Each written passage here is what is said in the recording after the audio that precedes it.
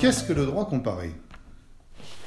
Alors, le droit comparé est avant tout une méthode scientifique, une méthode de mise en perspective de systèmes juridiques étrangers dans un but de meilleure connaissance du droit. Par exemple, examiner la justice constitutionnelle française au regard des expériences étrangères telles que le système américain.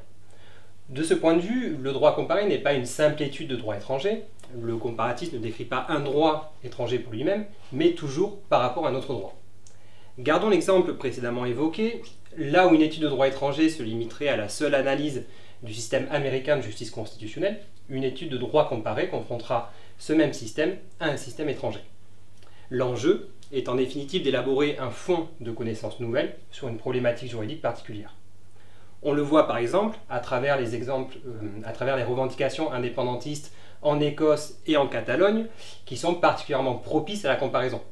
On le voit aussi lorsqu'un juge rend une décision sur une question nouvelle ou une question particulièrement délicate et qu'il s'inspire de ce qui se fait à l'étranger pour rendre cette décision. L'objectif du droit comparé peut être d'observer les similitudes comme les différences entre les systèmes juridiques. Et à cet égard, plusieurs approches peuvent exister ou coexister. Une approche universaliste insistera sur les similitudes.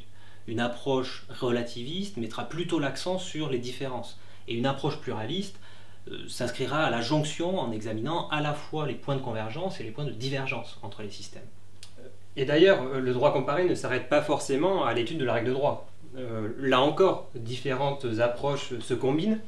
Certains se limiteront à l'étude des textes juridiques et de la jurisprudence, là où d'autres y grefferont une approche de terrain plus empirique, consistant par exemple à se rendre au cœur de l'institution étudiée. D'autres, enfin, s'intéresseront aussi à l'arrière-plan social, économique, historique des différents systèmes juridiques.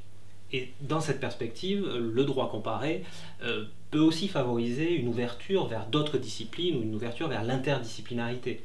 Les éclairages issus de la sociologie, de l'économie, de l'histoire seront autant d'éléments d'information qui permettront de mieux saisir et de mieux comprendre le droit et les systèmes juridiques étudiés. Quelles sont les difficultés rencontrées? La première difficulté est l'obstacle de la langue. Pour comprendre un droit étranger, un préalable nécessaire est la connaissance de la langue du pays. Pour pouvoir vraiment comparer des systèmes juridiques, encore faut-il pouvoir les comprendre et y avoir accès. D'autant qu'à cette difficulté s'ajoute un autre risque qui est celui de raisonner par projection, par le prisme de son propre droit.